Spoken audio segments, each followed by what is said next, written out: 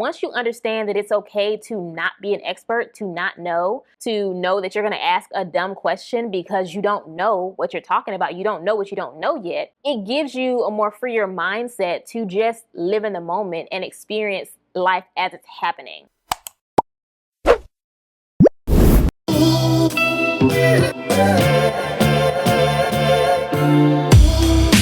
Hey y'all, welcome back. Now, y'all already know what it is. We're here for a good time, not a long time. So let's jump right into it. If you're new here, my name is Nadia. I'm the owner of Click Pop Studio, and we are a colorfully loud creative agency for bold brands. And today, we're going to be talking about how to overcome imposter syndrome.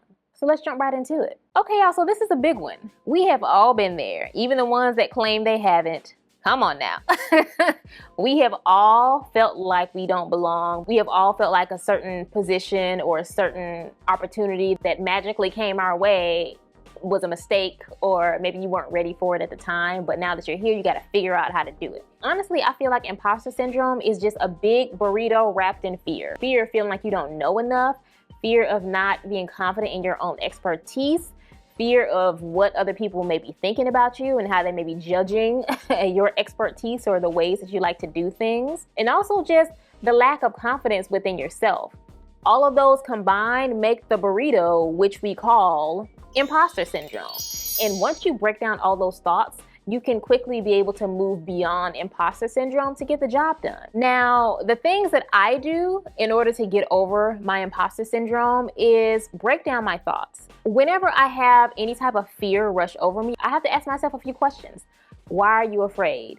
Why are you feeling this way? Who told you you couldn't do this? If it's you, why are you telling yourself you can't do this? And once you ask yourself those questions, you can begin to break down where that fear is coming from. And 9 times out of 10, it's all coming from your fear of being seen trying. Every day when you wake up, you're trying at something. But for some reason, we place a lot of weight onto new things that we're actively focusing on. And when you have that kind of focus on new things, that's when the pressure builds. That's when perfectionism comes into play.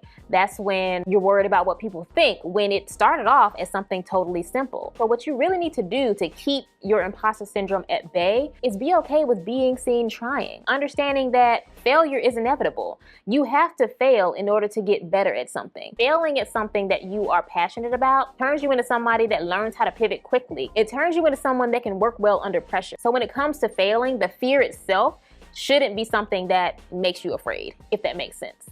Because failure is inevitable. You will fail, whether it be today, tomorrow, or next week. I know I will too, but that thought of me failing is something that will not stop me from trying. Hence, don't be afraid to be seen trying.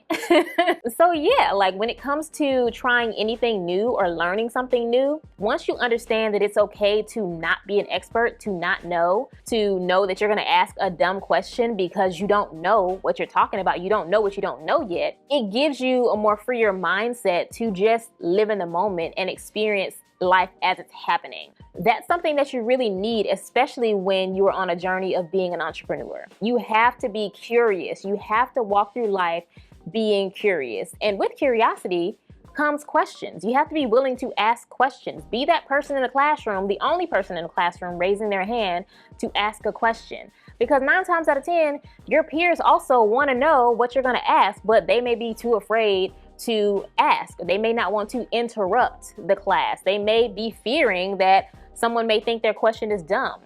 I don't care if my questions are dumb. I'm going to ask them anyway because I'm going to get to the bottom of what I want to figure out.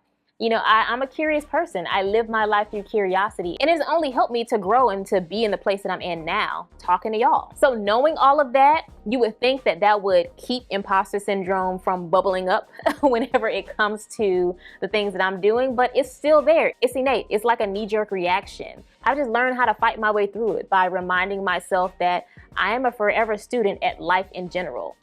I don't know all things, but I'm willing to learn everything in front of me so that I can be confident in experiencing those new experiences. And I think when you move through life, not only as a curious person, but as a forever student, There is no one on this earth that can make you feel like an imposter except for yourself. So if you're feeling that imposter syndrome, you have to realize that there's a certain type of fear that's in your mind that's making you feel like you're not ready because you've yet to master not being afraid of the unknown when it comes to you trying something new, standing up and talking about something that you are not well versed in front of people. You have to ignore other people's expectations, even your own expectations, and just live in the moment and talk.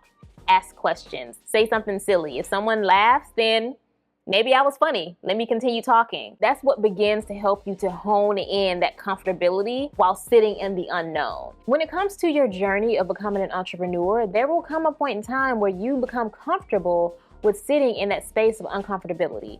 Being able to master that awareness of your mind will help you to pivot past that imposter syndrome. This is what helps me on a project-to-project basis. If and when those fears do pop into my head, I remind myself that I know what I know and I'm okay with not knowing what I don't know because I have the opportunity to learn what I don't know or ask more questions. Remember, be curious, contact a mentor, find a mentor, reach out to my community. I have everything that I need. All I have to do is focus my mind and not panic. Once you master that thought process and that skill set, you're golden. Imposter syndrome, I feel like, is inevitable. I don't think it's something that will ever go away, at least for me, but I've learned how to maneuver away from that so that it does not keep me from pursuing and achieving all things that I want to pursue and achieve. Now, if you're new into your entrepreneurship journey and you're feeling a little bit stuck right now and want to learn more about how I move beyond that stuck space, check out this video here.